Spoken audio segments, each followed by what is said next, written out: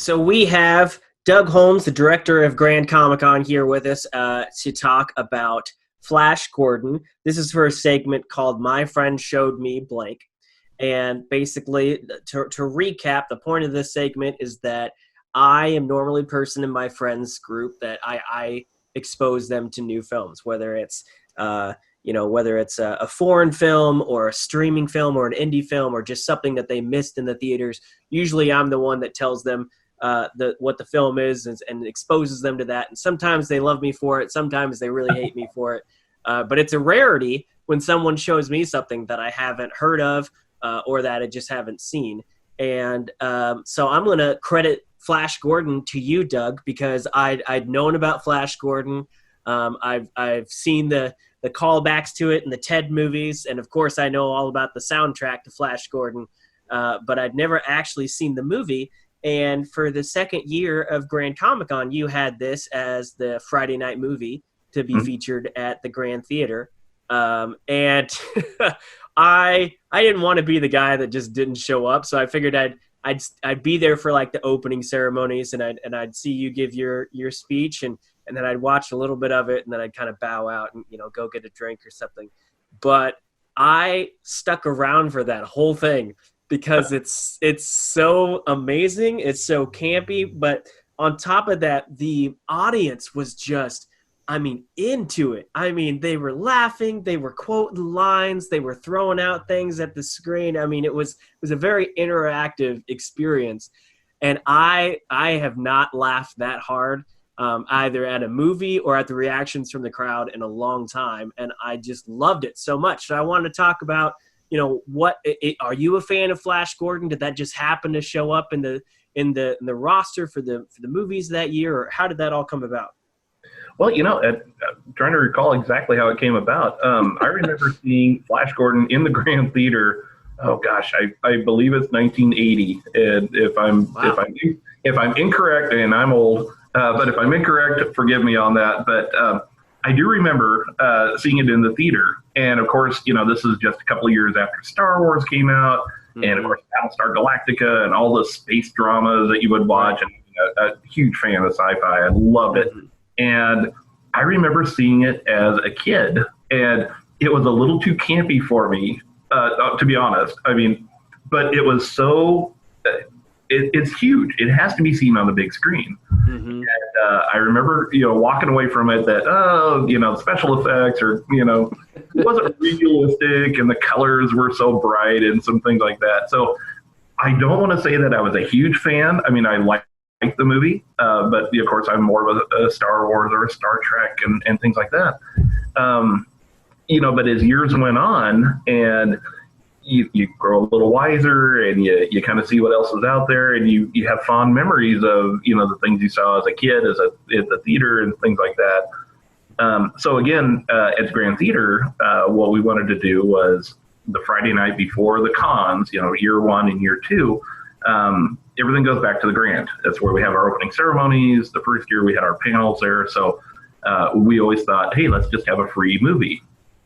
So the first year we were fortunate enough, we had Superman, the 1978 Christopher Reeve movie. And so many people are not of my age. So they see these movies and they see it on TV. Now you may have a 46-inch flat screen at home or even bigger, but it's not the same as seeing it in a theater when you're surrounded with the crowds. And if it's a fun movie like that and you have the audience participation and you just see other people enjoying it, it's such an experience. And I know for year two, we were trying to decide what movie could we have. And, just as a group, we started kind of talking about it. And again, we are subject to what's available through the studios. And we don't want to show anything that's, been out in the last 10 years, anything like that, because chances are, you might have seen it at the theater already, Sure. So, it's just a free movie, blah, blah, blah. And you're not really, you don't really get passionate about coming to see it. Well, Flash Gordon came up and, we started talking about it and it's like, well, let's see if that's available. And it was. And, oh my goodness, it was just, as I started telling people, we tried to keep it a secret, but I'm too loud about it. We started letting people that, and people were like, oh, absolutely, this is going to be so much fun. And I think hopefully you can agree. I mean, this is a movie you have to see it on the big screen. I mean, just with the Queen soundtrack and the colors and the campiness of it, it's a big movie, and it couldn't have been more perfect for the event that we had.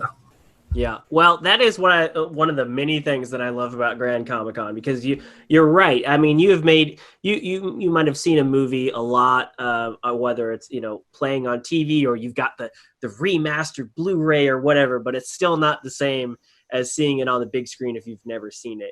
I remember growing up, the only times I had seen movies like Star Wars: A New Hope or The Last Starfighter were on VHSs that were recorded from the broadcasts on TV. So, they had the commercials snipped in there. They were cut, for TV. So it wasn't the whole movie. And I remember the Alamo actually had Last Starfighter. And this is why I was excited for year 3 to see Last Starfighter again. But that was the first time I'd seen Last Starfighter outside of that original recorded from TV VHS. And not to mention that it looked brilliant on the big screen, but there were scenes I'd never seen before, and it was such an amazing experience. And I mean, Superman, you had Superman for year 1, and I've seen every version of that. I've seen the different cuts. I've seen the longer extended TV cut, but I'd still never seen that in theaters. And it was just the first 20 minutes of that film is just so like breathtaking, like amazing. I mean, I was getting chills, and I know that movie, front to back. And I was just like, oh, this is just mesmerizing. And I was so happy that you guys did that. But I really didn't think, it's like Flash Gordon. I mean, I knew about it growing up, but, and I'm a huge sci-fi fan as well. I love the old Battlestar Galactica and the new Battlestar Galactica. And, but I just always kind of looked at this as camp, but I thought I'd check it out, and yeah, it was an amazing experience. And on that note of sci-fi, I think what separates this from films like Battlestar Galactica and Star Wars is that those were in another galaxy, and it didn't really involve Earth, and this starts out with a football star on Earth that gets thrown into this whole mess. Yeah. So how did that feel watching something like that back in the 80s where it actually referenced Earth and Earth was a part of it? Oh, yeah. And I mean, Flash Gordon really has such a rich history. I mean, back to the radio dramas. I mean, it was, one of the earliest sci-fi stories, and for them to have updated it. And again, it was a product of the time, in 1980, and just silliness to it.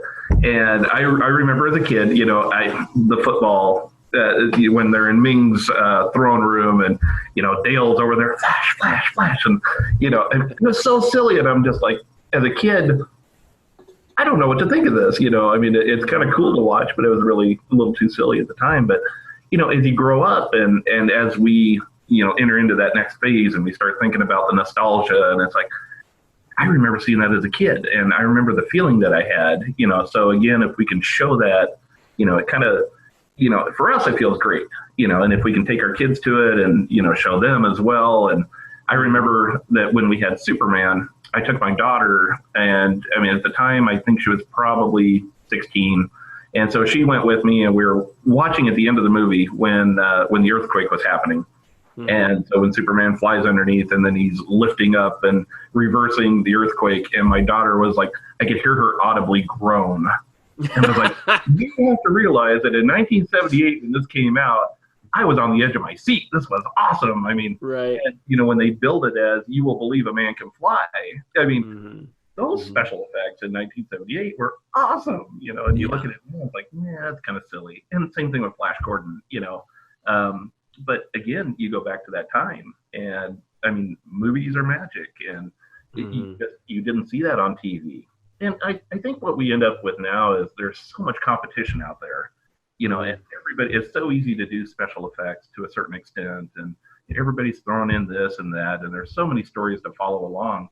But at the time, back in the early 80s, and when Star Wars was out in 77, there wasn't a lot of competition. And So, when you saw a Star Wars movie and, the next one you had to wait for 3 years and you didn't have anything in between except Yeah. your imagination and, reading the books. And I mean, I love to read the novels as well because you pick up those little snippets of information that you didn't see in the movie. But, with Flash Gordon, there was nothing else like it, so it was just right there, so you could really enjoy it and have a lot of fun. Even if you're a kid and you kind of said, well, it's kind of campy looking. But, Yeah. but now you can appreciate it, that it was done on purpose, of course. And, it just, even now you look back and it's like, yeah, it was the right movie at the right time, I think. Yeah, well, I mean, speaking on that, I lived through half of the '80s, and it wasn't that long ago, but I do remember how even then, I mean, there were a lot of movies that were coming out in the '80s, but still, like, it wasn't like now where you've got services like Netflix that are dropping like 10 things a week, and Yeah. when the theater season is in high, you've got 5-6 blockbusters dropping every week. I mean, it was definitely a different time back then where films had time to breathe, and blockbusters were blockbusters because it was the only thing that came out, or it really didn't have as much competition. You might have 2 films fighting against each other, but certainly not 5 or 6. Plus the online properties and the streaming properties, and even TV didn't have the money that it has this year, or these years. So definitely different time. But when I saw this movie, and especially when I saw it on the big screen at the Grand Theater, it looked brilliant. I mean, it was crazy colorful. That was definitely a stark difference from like the first Star Wars, because Star Wars, you had some colors, but it was fairly mute for most of it. Right. The lightsabers provided some different colors and the different landscapes, but Flash Gordon, especially like the opening song, you were just like bombarded with color. Oh, yeah. And they made no apologies for it. I mean, they hammered that into your skull, and Yeah. I mean, you felt it. I mean, it was just that experience again of being in the theater. I mean, now you play it at home, and somebody's going to tell you to turn down the TV, but when you're in the theater, it's like, nope, we're all in it together. Let's crank this thing up and just feel it just bouncing off the walls. Right. And then Star Wars is very known for John Williams' score and stuff like that. A lot of sci-fi movies are really known for their music. What was it like for something like this to come out where it wasn't this epic score in the background? It was Queen that came out and did the Flash theme song.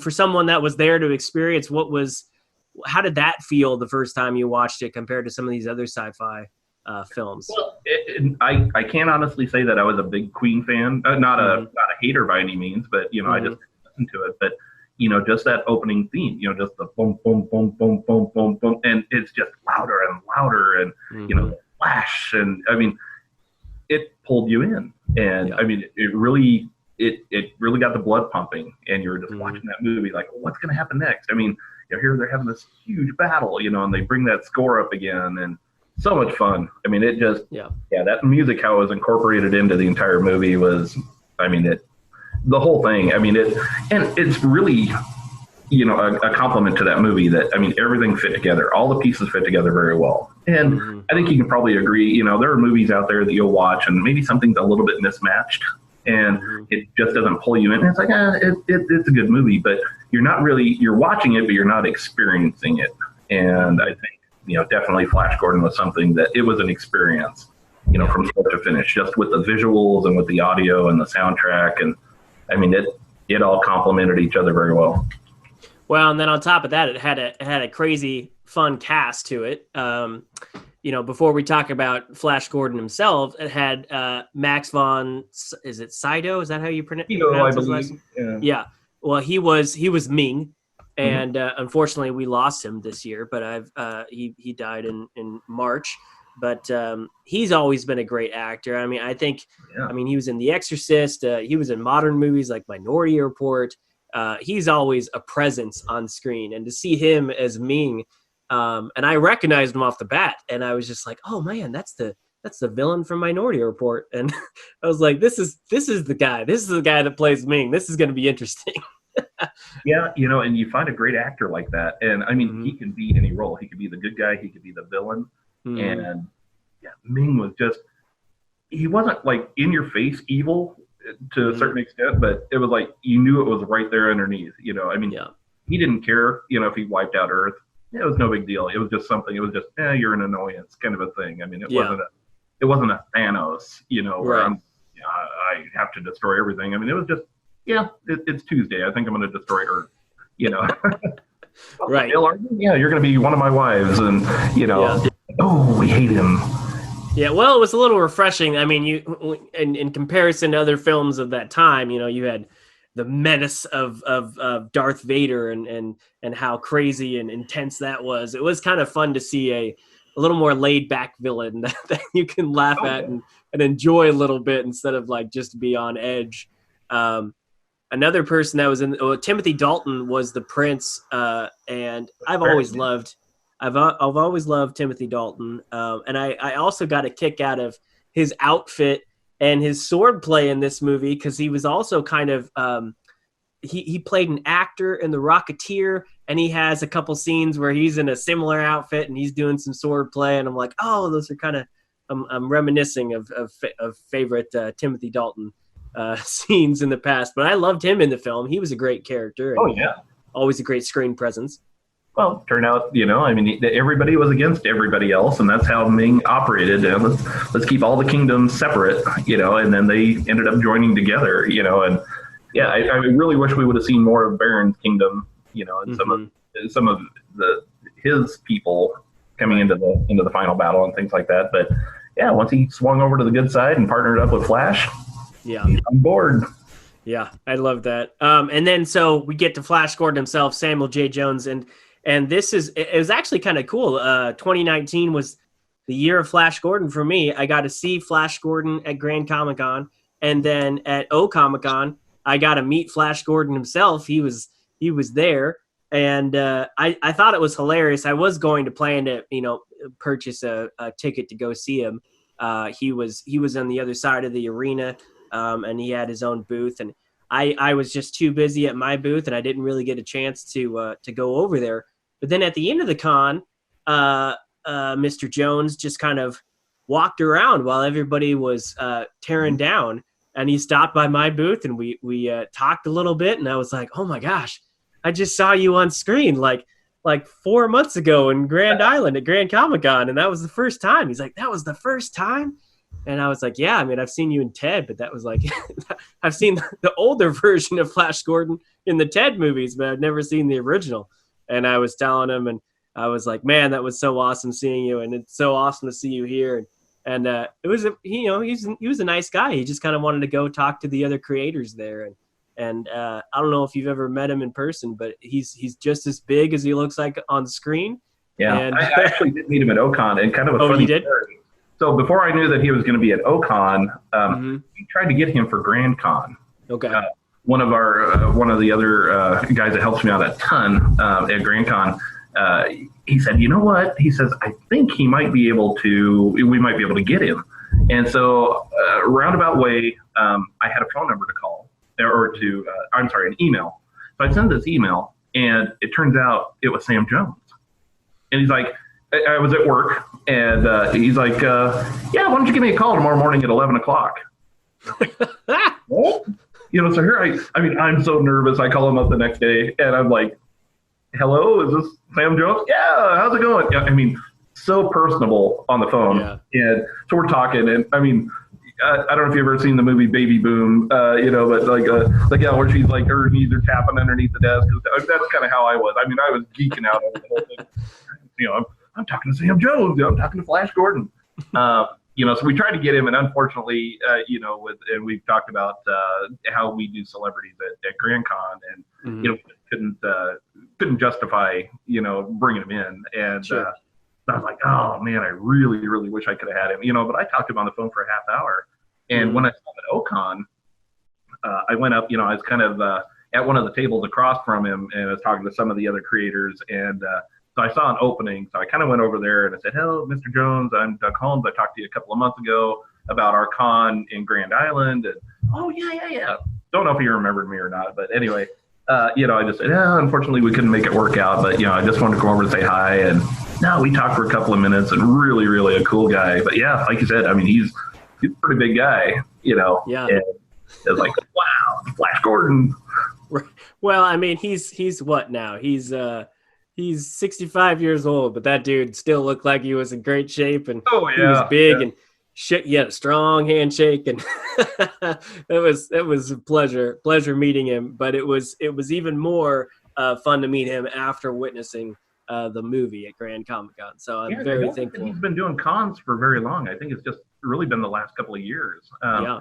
So he's got a business. I think it's a security business, for like worldwide, Mhm. that he's really built up, and so he's kind of been out of the con circuit or anything like that. I think he just started up here the last couple of years, if I'm not mistaken. And yeah, I mean, it's fun, when you see these guys on the big screen, and at any con, going to Planet or Denver Comic Con, or certainly you go to New York and some of the bigger ones, and Mhm. even if you're not getting autographs from people, just walking down those celebrity rows, and you just see Right. the people, and like, oh wow, I saw you in this movie and saw you, and that's a lot of fun. Yeah. Well, I think we've talked enough about this without breaking down the film too much. So if you haven't seen Flash Gordon, please go see Flash Gordon. But I am very happy that I sat through it. I really wasn't planning on it, but I was just captivated, and and then I spent the rest of the night just going to the bar with some friends and then just recounting the movie and how crazy it was, and our favorite quotes. And it was a really fun time. It was a really fun way to kick off the weekend for Grand Comic Con. So I have you to thank for that, and I'm very thankful that you exposed me to that film, and hopefully, Glad you enjoyed it.